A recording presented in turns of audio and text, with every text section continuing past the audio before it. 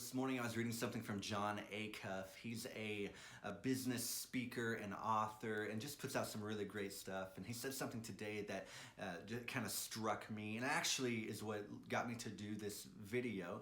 He said, "The world will never be changed by the things you are going to do later."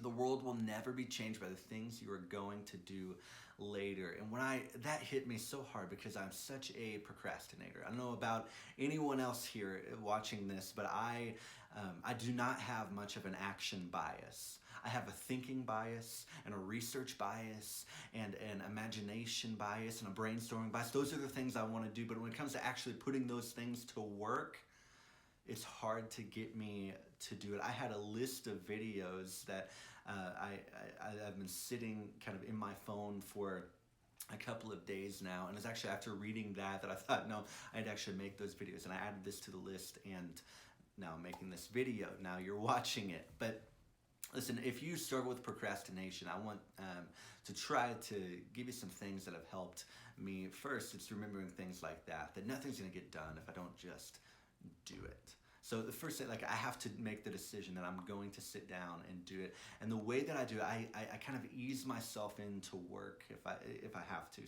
Sometimes I don't have to. I just knock stuff out. But sometimes I have to. And so the way that I do that is first I give myself 10 minutes of fake work.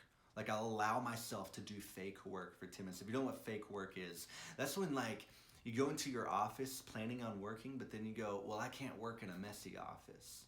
And so you organize and you clean instead of working on the project that you had to work on. Then sooner or later, the hour that you had to work on it was up and the office is clean, so you feel good about that, but you still haven't done the project that you needed to. That's fake work. It's stuff that needs to be done, but doesn't need to be done as much as the actual project does. So I give myself a little bit of fake work. I allow myself to do that, allow myself to get organized. Because remember, I like brainstorming. I like thinking about things. And so I'll brainstorm how I'm going to work for just about 10 minutes. And then what I do is I set a timer for real work. And so after that 10 minutes is up, I say, okay, I'm going to work for 25 minutes, and then I'm going to take a 5-minute break. So I'll set a timer, I'll work for 25 minutes, and the deal is I can't get up from work, I can't, stop the clock unless it's just something that absolutely has to be done, but I work for 25 minutes, and then I force myself to take a break after that 25 minutes. And so that's easy to do. I can talk myself, okay, it's just 25 minutes. It's less than a half an hour.